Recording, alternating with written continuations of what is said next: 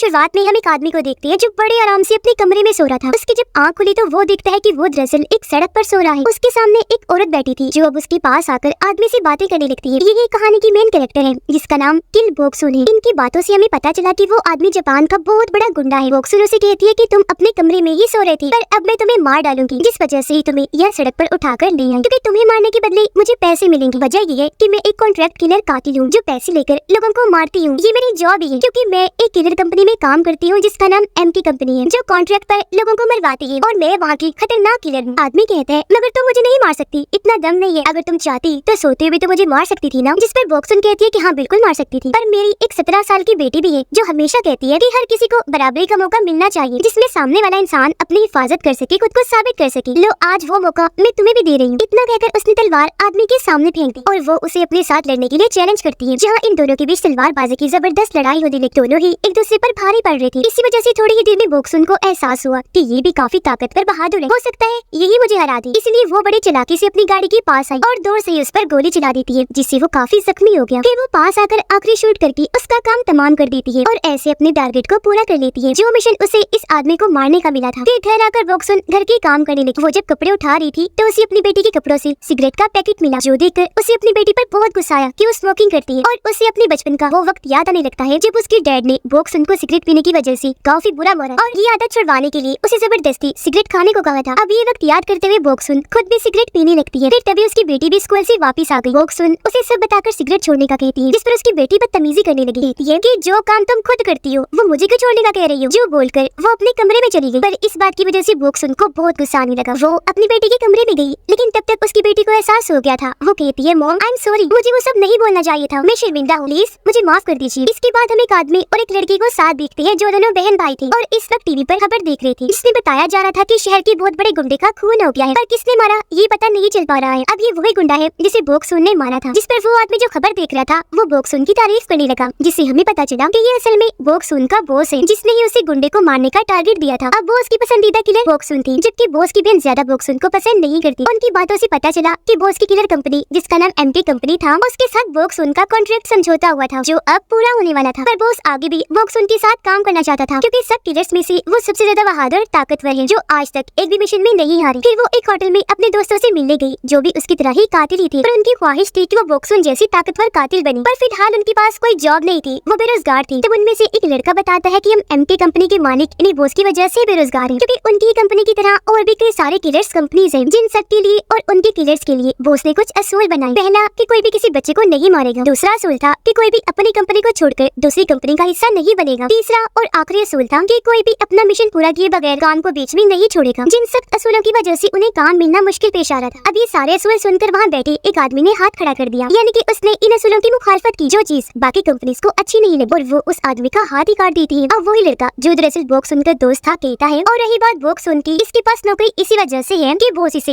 हर बार mission दे देता है, वरना इसमें इतनी काबिलियत नहीं कि ये कहीं और काम कर सके। अब ये सुनकर बोक्सुन को उस पर गुस्सा आने लगा। वो कहती है अच्छा ये बात है, तो अगर तुम्हारे अंदर इतनी काबिलियत है तो साबित करके दिखाओ। जो साबित करने के लिए तुम्हें खून से लथपथ चाकू मेरे पास भेज लो। और कहानी में खून से भरे चाकू का मतलब किसी को लड़ाई के लिए चैलेंज करना है, यानी कि बोक्सुन उससे लड़ना चाहती थी, जो कहकर वो यहाँ से चली गई। पर जैसे ही अपनी गाड़ी के पास आई वहाँ कुछ लोग खड़े थे जो उसकी गाड़ी से छेड़छाड़ कर रही थी। अब बोक्सुन को देखकर वो साइड में तो हट गई, पर अब उसके साथ बदतमीजी करने लगती है। तब इतनी ही देर में यहाँ वो लड़का बोक्सुन का दोस्त आ गया जिसे उसने लड़ने के लिए चैलेंज किया था। वो उन आदमियों को पीछे हटाकर उन्हें खूब मारता है। वो अपनी महारतों से उन्हें मुक्की मार मार कर ढेर करता जाता है, जिसके बाद वो बोक्सुन के पास आया। अब उसकी महारतों को देखकर बोक्सुन काफी खुश और मुतासिर हुई और यहाँ इनकी काफी गहरी दोस्ती हो जाती है। फिर एक जगह पर लाकर बोक्सुन उसे पैसे देती है और कहने लगी कि ये तुम्हारे काम आएंगे। जिस पर वो कहते हैं कि मुझे पैसे नहीं चाहिए, बल्कि तुम एक कंपनी खोलो और मुझे वहाँ जॉब पर रख लेना। ये सुनकर वो बोली कि हाँ मेरा कॉन्ट्रैक्ट भी बॉस के साथ वैसे खत्म ही होने वाला है, जिसके बाद में ऐसे ही कर। अब बोक्सुन की बेटी अपनी दोस्त के साथ थी और ये दोनों एक दूसरे को पसंद करती थी, पर उन्होंने अपने ताल्लुक की बात सबसे छुपा के रखी हुई। अब ये दोनों लड़कियां सिगरेट पी रही थी कि तभी यहाँ 3 लड़की आ जाती है, जिन्हें देखकर बोक्सुन की बेटी यहाँ से जाने लगी। ये देखकर एक लड़का उसका हाथ पकड़ लेता है, वो उसे बदतमीजी करने लगा, जिस पर बोक्सुन की बेटी को गुस्सा आ गया। वो कहती है कि मैं तुम्हारा हाथ तोड़ दूंगी, जो बोलकर यहाँ से जाने लगी। ये देखकर लड़की की दोस्त उसकी बेइज्जती पर हंसने लगी, जिस वजह से अब लड़की को बोक्सुन की बेटी पर भी गुस्सा आने लगा। घर में जब बोक्सुन और उसकी बेटी खाना खा रही थी तो उसकी बेटी के पास बार बार किसी की मैसेजेस आ रही थी, तो वो भी मोबाइल उठाकर मैसेज लिखने लगी। ये देखकर बोक्सुन उससे पूछती है कि क्या तुम्हारा कोई लड़का दोस्त है जिसकी मैसेजेस आ रही है, जिस पर वो कहती है कि नहीं ऐसी कोई बात नहीं है, वो मैं अपनी दोस्त से बात कर रही हूँ। स्कूल में सब बच्चों ने स्पीच देनी है कि किलर कौन हो सकता है, मर्द या औरत, पर मैं मर्दों पर दूं क्योंकि औरतों के लिए किलर होना कोई मामूली बात नहीं है, ये काफी अजीब और बहुत बुरी बात है। अपनी बेटी की ये बात सुनकर बोक्सुन काफी हैरान हुई और फिक्रमंद भी, क्योंकि उसकी बेटी को पता नहीं था कि उसकी माँ खुद कितनी बड़ी खतरनाक किलर है। अगले दिन बोक्सुन जब अपने ऑफिस जा रही थी तो तभी वहाँ बॉस की बहन आ जाती है, जो बोक्सुन से मिलकर ये एक्टिंग करती है कि जैसे उससे बहुत खुश है, पर अंदर ही अंदर वो उससे नफरत करती है। अब एक जगह पर एक फाइटर किलर लड़की एक लड़के से लड़ाई कर रही थी। वो उसकी गर्दन पकड़ के पहले टेबल पर देकर मारती है और फिर कई बार मुक्कों से मारकर उसे बॉस की बहन के पास ले आती है। दरअसल बॉस की बहन अपनी कंपनी के लिए नए किलर्स तैयार कर रही थी और उन्हीं में से एक ये फाइटर किलर लड़की थी, जो अब के किलर्स में सबसे बेहतरीन है। अब तभी यहाँ बॉस की बहन के साथ साथ बोक्सुन भी अंदर आ जाती है, जिसे देखकर सारे उसका वेलकम करते हैं, क्योंकि वो उनकी सीनियर और खतरनाक किलर। ये देखकर बॉस की बहन जेलिस हुई और वो सबको यहाँ उस किलर फाइटर के बारे में बताती है कि आगे चलकर बोक्सुन से भी अच्छी किलर बनेगी। अब ये सुनकर बोक्सुन को अच्छा नहीं लगा और वो यहाँ से जाने लगी, जिस पर बॉस की बहन कहती है कि रुक जाओ बोक्सुन, ऐसा मैं इसलिए कह रही हूँ क्योंकि ये लड़की इस उम्र में जितनी ताकतवर खतरनाक है तुम नहीं थी अपनी उम्र में। और अब वो इन दोनों को लड़ने के लिए चैलेंज करती है, जिसके बाद ही वो दोनों लड़ने के लिए एक दूसरे के आमने सामने आ जाती है और इनकी लड़ाई शुरू हो गई। वो लड़की बड़ी तेजी से अपनी खास मूव्स का इस्तेमाल करते हुए बोक्सुन पर बार बार हमला करती जा रही थी, पर बोक्सुन जो किसी से कम नहीं थी, वो बड़ी आसानी से इस हमले से हर बार बचती जाती है। फिर जब वो फाइटर किलर चाकू से बोक्सुन पर आखिरी वार करने लगी तो तभी बोक्सुन चालाकी से अपना हथियार सामने करके उसके हमले को रोक देती है और ऐसे वो इस लड़ाई में जीत जाती है। पर क्योंकि बॉस की बहन उससे नफरत करती है तो अब वो खुद ही बोक्सुन को नीचे दिखाने की कोशिश करती है। इसके बाद बोक्सुन अपने बॉस के पास गई, जहाँ वो उसे कह रहा था कि क्योंकि हमारा कॉन्ट्रैक्ट खत्म होने वाला है तो मैं तुम्हारे साथ नया कॉन्ट्रैक्ट करना चाहता हूँ ताकि तुम मेरे साथ मजीद काम करो। जिस पर बोक्सुन कहती है कि मेरी बेटी अब बड़ी हो रही है, मैं नहीं चाहती कि मेरे इन कामों का असर उस पर पड़े, मैं तो इन कामों को हमेशा के लिए छोड़ने का सोच रही हूँ। वो ये बातें कर ही रही थी कि तभी बोक्सुन के पास किसी की कॉल आई। कॉल पर जो था उसकी बातें सुनकर वो काफी घबरा गई, जल्दी से उठकर वहाँ से जाने लगी। ये फोन असल में उसकी बेटी के स्कूल से आया था और उसे बताया जा रहा था कि आपकी बेटी ने एक लड़के को कैंची मार दी है। फिर कुछ ही देर में बोक्सुन स्कूल पहुंच जाती है, जहाँ उसे टीचर से पता चला कि उसकी बेटी के साथ उसकी दोस्त भी शामिल थी, पर उन्होंने इतना खतरनाक काम क्यों किया दोनों ये नहीं बता रही। तो इस चीज की सजा देने के लिए उसकी बेटी को एक हफ्ते के लिए स्कूल से सस्पेंड कर दिया जाता है, यानी वो स्कूल नहीं आएगी। अब ये वही लड़का था जिसने पहले भी कई बार बोक्सुन की बेटी से बदतमीजी करने की कोशिश की थी। फिर बोक्सुन अपनी बेटी को वहाँ से ले जाने लगी, उसे काफी डांटती भी है। ये दोनों जब गाड़ी में बैठे तो बोक्सुन उस पर गुस्सा करते हुए सवाल करने लगी कि आखिर तुमने इस लड़के को क्यों मारा। अब जो वो जवाब देती है वो सुनकर बोक्सुन काफी घबरा गई। उसकी बेटी कहती है कि मैं तो उस लड़के को जान से मारना चाहती थी, पर वो बच गया, जिस पर बोक्सुन की होश उड़ गई। फिर वो अपने दोस्त के पास आकर उसे अपनी बेटी की सारी बात बता देती है और ये भी कि जब मैं 17 साल की थी तो मैंने अपनी जिंदगी का पहला खून किया था, पर अब मैं ये नहीं चाहती कि मेरे काम का बुरा असर मेरी बेटी पर भी पड़े। मुझे तो अभी डर सताने लगा है कि कहीं मेरी बेटी भी मुझ जैसी न बन जाए। मैं तो उसे इस सब से बहुत दूर रखना चाहती हूँ ताकि वो पढ़ लिख कर बड़ी होकर कुछ बने। हालांकि मैंने बॉस से ये कॉन्ट्रैक्ट किया था कि मेरे इन कामों का असर मेरी बेटी पर नहीं पड़ना चाहिए, पर ऐसा तो हो रहा है, जिस वजह से मैं परेशान हूँ। मेरी बेटी भी परेशान रहने लगी है, पर उसे मेरे इन कामों का नहीं पता और मैं बहुत जल्द ये काम छोड़ दूँ। अब बोक्सुन जब घर पर थी तो वो अपनी बेटी को समझाने की कोशिश करती है कि वो अपने गुस्से पर कंट्रोल रखा करे और ऐसी बुरी हरकतें छोड़ दे, पर उसकी बेटी किसी भी बात को मानने से इनकार करके वहाँ से चली जाती है। उसकी बेटी अब बाहर आ गई, जिसके चेहरे पर काफी परेशानी छाई हुई थी, जो देखने से लग रहा था कि जैसे उसके साथ कुछ ऐसा हुआ है जो वो अपनी माँ को नहीं बता सकता। अब उसका बदलता हुआ बर्ताव देखकर बोक्सुन भी काफी परेशान रहने लगी थी। अब बोक्सुन के पास बॉस की कॉल आई, जो उसे अगले मिशन पर जाने का कहता है और उसे उसका टारगेट बताता है जिसे उसने मारना था, और कहता है कि इस बार तुम्हारे साथ वो किलर फाइटर लड़की भी जाएगी, यानी वही लड़की जिसके साथ बोक्सुन ने लड़ाई भी की। मिशन पर जाने से पहले दोनों एक दूसरे से मिलती है। यहाँ वो किलर फाइटर बोक्सुन को हथियार दिखाती है, जिसके बाद ये अपने मिशन पर निकल जाती है। इनका मिशन एक लड़के को मारना था, जिसके घर ये पहुँच जाती है। वो जब सो रहा था तो ये उसके कमरे में बेहोशी की गैस छोड़ देती है, जिससे वो लड़का बेहोश हो गया, जिसके बाद वो अपना काम करने के लिए आगे बढ़ी। अब उन्हें ये खून इस तरह करना था कि ये ऐसी लगी जैसे लड़के ने खुद अपनी जान ली, इसीलिए अब जैसे ही किलर फाइटर उसकी नस काटने वाली थी तो तभी बोक्सुन उसे ऐसा करने से मना कर देती है और समझाती है कि अपनी जान लेने वाला इंसान कभी भी नस को सीधा नहीं काटता, बल्कि वो डरता होगा, घबराता होगा, इस वजह से नस उसकी टेढ़ी मेढ़ी कटती होगी, इसलिए हम भी इसकी नस ऐसी काटेंगे। और अब वो जैसे उसकी नस काटने वाली थी कि अचानक रुक जाती है और टेबल पर पड़ी इस लड़के की तस्वीर को देखने लगती है, जिससे उसे पता चलता है कि ये लड़का मिनिस्टर का बेटा है। पास में एक नोट भी पड़ा हुआ था, जिसे पढ़ने से बोक्सुन को पता चला कि इस लड़के को असल में इसका बाप मिनिस्टर ही मरवाना चाहता है। वो ये नोट पढ़ ही रही थी कि तभी बोक्सुन के पास एक कॉल आई, जो उसकी बेटी की थी। तो वो किलर फाइटर को बाहर भेजकर अपनी बेटी से बात करने लगती है। उसकी बेटी कहती है, मामा मुझे माफ कर दीजिएगा, मैंने आपसे बदतमीजी की और प्लीज घर जल्दी वापस आइएगा। अपनी बेटी को ऐसी बात करते हुए देखकर बोक्सुन भी जज्बाती हो जाती है। उसकी आंख में आंसू आ गई, क्योंकि आज तक उसकी बेटी ने इतने प्यार से बात नहीं की थी। वजह ये है कि अपने काम की वजह से बोक्सुन अपनी बेटी के साथ ज्यादा वक्त नहीं गुजार पाती थी। अब हम बॉस को देखते हैं, जो अपने मिशन के लिए रशिया गया था और इस वक्त वो एक बार में बैठा हुआ था, जहाँ तभी उसके पास एक कॉल आई जो बोक्सुन की थी। वो बॉस को बताती है कि माफ कीजिएगा, पर मैं इस मिशन में फेल हो गई। पर ये बात सुनकर वो उसको यकीन नहीं होता, क्योंकि आज से पहले ऐसा कभी नहीं हुआ था। जिस पर बोक्सुन कहती है कि मेरा यकीन कीजिए, मैं उस लड़के को मार ही नहीं पाई, क्योंकि बेहोशी की गैस हमने कम छोड़ी थी और वो लड़का बेहोश ही नहीं हुआ, उठ गया था, तो हम अपना मिशन पूरा ही नहीं कर पाए। सच बात तो ये थी कि बोक्सुन झूठ झूठ बोल रही थी क्योंकि उसकी बेटी ने फोन करके उसे जज्बाती कर दिया था। इसी वजह से वो लड़की को नहीं मार पाई। ये सुनकर बॉस को गुस्सा आ जाता है और वो कहता है कि तुमने हमारी कंपनी के असूल को तोड़ा है, जिसकी सजा तुम्हें मिलकर ही रहेगी, क्योंकि कंपनी का जो असूल मैंने बताया है उसके मुताबिक आप मिशन को बीच में नहीं छोड़ सकते। और फिर तभी बाकी सभी लोग उस पर हमला कर देते हैं एक साथ, जिनसे अकेला ही बॉस भिड़ जाता है। जो कोई भी उसे मारने के लिए आ रहा था वो बड़ी आसानी से उसे पकड़कर मारकर दूर फेंक रहा था। वो बारी बारी सबके हमलों को रोक कर अपने हाथों से उन्हें मारता और फिर गोली से शूट कर दिया करता था। और ऐसे उसने सबको ढेर कर दिया। और वो दोबारा बॉक्सुन से बात करने लगा। कहता है कि तुमने जो असूल तोड़ा है उसकी सजा मौत है, क्योंकि यही कंपनी का असूल है कि अगर तुम अपना टारगेट छोड़कर ही आ जाओगी मिशन पूरा किए बगैर, तो तुम्हें जान से मार दिया जाएगा। ये सुनकर बॉक्सुन कहती है कि अगर आपको मेरी बात पर यकीन नहीं हो रहा तो आप बेशक किलर फाइटर लड़की से पूछ लीजिए। जो कहकर वो बॉस की बात उससे करवाती है, जिस पर वो भी झूठ बोल देती है कि हाँ सच में हमसे ये मिशन नहीं हो पाया। अब बॉक्सुन बॉस से कहती है कि अगर आप मुझे इस सजा से बचा लेंगी तो मैं आपके साथ आगे भी काम करूँ, हम फिर से कॉन्ट्रैक्ट बना लेंगे। अब रशिया का मिशन खत्म करने के बाद जब बॉस वापस जा रहा था तो प्लेन में बैठकर वो अपनी बहन को फोन करता है और बॉक्सुन के मिशन पूरी ना करने वाली बात उसे बता देता है, जिस पर वो कहती है कि उसने तो कंपनी का असूल तोड़ा है तो अब उसे सजा मिलनी चाहिए, हमें उसे मार देना चाहिए। इस पर बॉस कहता है कि नहीं, हम ऐसा नहीं कर सकते क्योंकि वो हमारी कंपनी की सीनियर किलर है। उसने कहा है कि वो हमारे साथ आगे भी काम करेगी और मैं उसके साथ काम करना चाहता हूँ। जो कहने के बाद उसने फोन काट दिया और अब वो उस वक्त को याद करने लगता है जब वो बॉक्सुन के डैड को मारने गया था। उसे भी दरअसल उन्हें मारने का कॉन्ट्रैक्ट मिला था। वजह ये है कि उसकी डैड पुलिस में थी। ये जब उन्हें मारने वहाँ पर गया तो तभी बॉक्सुन आ गई, जिसे देखकर ये रुक जाता है। पर अब बॉक्सुन खुद अपने डैड को ही मार देती है, क्योंकि वो तो पहले ही अपने डैड से बहुत तंग थी। वो उस पर काफी जुल्म किया करते थे। ऐसा करने के बाद उसे कोई दुख शर्मिंदगी नहीं हुई, बल्कि वो तो मुस्कुरा रही थी। उसकी उम्र काफी छोटी थी, सिर्फ 17 साल, और ये उसकी जिंदगी का पहला खून था। तब से लेकर आज तक उसने कई सारे लोगों को मार दिया और वो अपने बॉस के साथ काम कर रही है। और क्योंकि कभी भी वो अपने मिशन में नाकाम नहीं हुई तो इसी वजह से इस मिशन की वजह से बॉस को उस पर यकीन नहीं हो रहा था। उन्हें कहीं न कहीं शक था कि बॉक्सुन झूठ बोल रही है, क्योंकि जाहिर है इस बात पर यकीन करना मुश्किल था कि इतने छोटे से मिशन में वो फेल बना कैसे हो सकती है। अब बॉस की बहन बॉक्सुन के दोस्त के पास जाती है और उसे एक मिशन पर भेजती है, टारगेट भी बता देती है। अब खबरों में दिखाया जा रहा था कि मिनिस्टर के बेटे का खून हो गया है, जो देखकर बॉक्सुन काफी हैरान हुई, क्योंकि इसने तो उसे छोड़ दिया था, तो फिर आखिर अब उसे किसने मार दिया। इतनी ही देर में यहाँ उसकी बेटी आ गई और ये दोनों आपस में बात करने लगती है। अब यहाँ बॉक्सुन की बेटी अपनी मॉम को सारी बात सच सच बता देती है कि मैं अपनी दोस्त को पसंद करती हूँ और जब मैं अपनी दोस्त के बहुत पास बैठी हुई थी तो उसी लड़की इन्हीं मिनिस्टर के बेटे ने हमारी तस्वीरें बना ली थी। मैंने उसे तस्वीरें डिलीट करने को कहा, जिस पर उसने कहा कि कर दूंगा, लेकिन एक शर्त पर, अगर तुम मेरे साथ गलत ताल्लुक बनाओगी तो। पर मैंने वो काम करने से साफ साफ मना कर दिया, जिस पर उस लड़के ने मुझे धमकी दी कि मैं तुम्हारी तस्वीरें इंटरनेट पर डाल दूंगा। जिस बात से मुझे गुस्सा आ गया और उस दिन मैंने स्कूल में उसे कैंची मार दी। यानी कि वो लड़का जिसे बॉक्सुन मारने गई थी, मिनिस्टर का बेटा, ये वही था जो बॉक्सुन की बेटी को परेशान किया करता था और उसकी तस्वीरें बना ली थी। फिर वो रोते हुए कहती है कि मेरी दोस्त नहीं चाहती थी कि हमारे इस ताल्लुक के बारे में आपको या किसी को भी पता चले, यही वजह है कि मैंने आपको ये बात नहीं बताई। जिस पर बॉक्सुन कहती है मगर तुमने गलती की, तुम्हें ये बात मुझे पहले ही बता देनी चाहिए थी, तो आज मुझे इतना दुख ना होता। ये सुनकर उसकी बेटी कहती है कि अगर मैंने नहीं बताया तो आपने मुझे कभी बताया है कि आप क्या काम करती है। जो सुनकर तो बॉक्सुन की होश उड़ जाती है। वो सोचती है कि कहीं इसको कुछ पता तो नहीं चल गया मेरे काम के बारे में कि मैं खतरनाक किलर। अब तभी उनके दरवाजे की घंटी बजती है। बॉक्सुन देखती है कि वहाँ पर किलर फाइटर लड़की है जो उसी से मिलने आई है। तब उसे अंदर लाकर बॉक्सुन उसे पकड़कर उसकी गर्दन पे चाकू लगा देती है और पूछती है कि तुम यहाँ पर क्यों आई हो। दरअसल बॉक्सुन यहाँ पर नाटक कर रही थी ताकि उसके काम के बारे में उसकी बेटी को पता ना चल जाए। इशारों में उसने किलर फाइटर को भी समझा दिया था। तो वो लड़की बताती है कि मुझे असल में एमटी कंपनी वालों ने निकाल दिया है। जिसके बाद ये दोनों एक होटल में गई, जहाँ एमटी कंपनी की बाकी वर्कर्स भी आ गई जो इनकी दोस्ती थी। इनकी बातों से उनको पता चला कि जो मिशन बॉक्सुन और किलर फाइटर ने छोड़ा था, यानी उस लड़की को मारने का, उसी बात में बॉक्सुन की दोस्त ने पूरा किया, मिनिस्टर के बेटे को मारकर। जो जानकर बॉक्सुन को काफी बुरा लगा। अब तभी बॉक्सुन की दोस्त के पास बॉस की बहन की कॉल आती है, जो कॉल बॉक्सुन उठाती है, जिसकी बातों से उसे पता चला कि बॉक्सुन का छुड़ा हुआ टारगेट उसकी दोस्त को बॉस की बहन ने ही दिया था। जिसके बाद बॉस की बहन वहाँ पर बैठे हुए लोगों से बारी बारी बात करती है और उन्हें एक मिशन देती है। जिसके बाद अगले ही पल होटल का मालिक बॉक्सुन की गर्दन में रस्सी डालकर उसे खींचने लगता है और अभी सारे एक साथ मिलकर उस पर हमला कर देते हैं, क्योंकि बॉस की बहन ने उन्हें जो मिशन दिया था वो यही था, बॉक्सुन को जान से मारने का। लेकिन वो अकेली ही सब पे भारी थी। वो सबके हमलों का बहादुरी से मुकाबला करती है, एक एक करके सबको मारकर दूर फेंकती जाती है। वो कभी अपने हाथों से तो कभी अपनी टांगों से लेड्स उठा उठाकर उन पर फेंक कर मारे। इस लड़ाई में किलर फाइटर भी बॉक्सुन का ही साथ देती है और अब वो दोनों मिलकर एक एक करके सभी को मार देती है। अब जब बॉक्सुन अपने दोस्त को मारने लगी तो वो कहता है कि प्लीज मुझे माफ कर देना, ये सब मैंने खुद अपनी मर्जी से जानबूझ के नहीं किया, बल्कि ऐसा करने के लिए मुझे बॉस की बहन ने कहा। अब तभी बॉक्सुन का फोन बजने लगा। वो जब चेक करती है तो वहाँ पर उसकी बेटी की बहुत सारी कॉल्स आई हुई थी। तो अब बॉक्सुन अपनी बेटी से बात करते करते वहाँ से जाने लगती है, लेकिन तभी सामने से बॉस आकर उसे पकड़ लेता है। वो उसका गला दबाकर जान से मारने की कोशिश करता है, पर तभी यहाँ किलर फाइटर भागी भागी आती है और बताती है कि ये हमला आपकी बहन ने करवाया था, इसमें बॉक्सुन की कोई गलती नहीं है। ये सुनकर बॉस बॉक्सुन को छोड़ देता है, जिस पर वो कहती है कि अब मैं तुम्हारी बहन को नहीं छोड़ूंगी। बॉस कहता है कि अगर तुमने मेरी बहन को कुछ किया तो मैं तुम्हें जान से मार डालूंगा। बॉक्सुन कहती है कि अगर मैं तुम्हारी बहन को मारूं या ना मारूं, पर बाकी कंपनीज वाले मार देंगे, क्योंकि अगर उन्हें पता चला कि तुम्हारी कंपनी के लोग उसकी वजह से मरे हैं तो वो उसे नहीं छोड़ेंगे। ये सुनकर बॉस कहते कि नहीं, मैं अपनी बहन को भी बचा लूंगा और तुम्हें भी, क्योंकि आगे भी मैं तुम्हारे साथ काम करना चाहता हूँ। इस बात का वो कोई जवाब नहीं देती और वहाँ से चली जाती है। लेकिन अब बॉस किलर फाइटर लड़की को नहीं छोड़ता, उसे जान से मार डालता है क्योंकि उसने बॉक्सुन का साथ दिया और अब वो उसकी बहन की सच्चाई भी जान गई थी। वो नोकदार चीज को उसकी गर्दन में घुसा देता है जिससे उसकी आंखों से खून निकलने लगा और बड़ी बेरहमी से उस बेचारे की मौत हो जाती है। अब जब बॉक्सुन घर आई तो वो देखती है कि उसकी बेटी रो रही है क्योंकि उसने कॉल पर सुन लिया था कि कोई उसकी माँ को मारना चाहता है। इस पर बॉक्सुन जैसे उसे समझाने लगी वो कहती है कि नहीं, आपको मुझे सच्चाई बतानी ही होगी कि आप कोई जासूस हैं क्योंकि मैंने आपके बैग में गन देखी थी। ये सुनकर बॉक्सुन को तसल्ली हुई कि इसे मेरी सच्चाई का नहीं पता और वो अपनी बेटी से झूठ बोल देती है कि हाँ बेटा, मैं जासूस ही हूँ, लेकिन तुमसे वादा करती हूँ कि आगे से ये काम नहीं करूंगी, अब से छोड़ दूँ। मेरे दोस्तों के साथ मेरा झगड़ा हो गया है, मुझे इस बात का अफसोस है कि मैं ये काम करती हूँ। इस पर उसकी बेटी कहती है कि माँ, मुझे भी अफसोस है, मैंने अपने दोस्त पर भरोसा किया, असल में वो तो मुझे धोखा दे रही थी, वो मेरे साथ प्यार का बस नाटक कर रही थी और उसकी वजह से मैंने उस लड़के को कैंची मारी और अब अपनी अपनी गलती की वजह से यहाँ ये दोनों ही काफी दुखी हो जाती है। इसके बाद हम देखते हैं कि सभी कंपनीज की मीटिंग हो रही है क्योंकि एमडी कंपनी के किलर बॉक्सुन ने दूसरी कंपनी के किलर्स को मार दिया था, जो चीज असूलों के खिलाफ थी। जिस पर एक आदमी वो उसके पास आया और कहता है कि क्योंकि एमडी कंपनी के किलर ने गलती की है तो सजा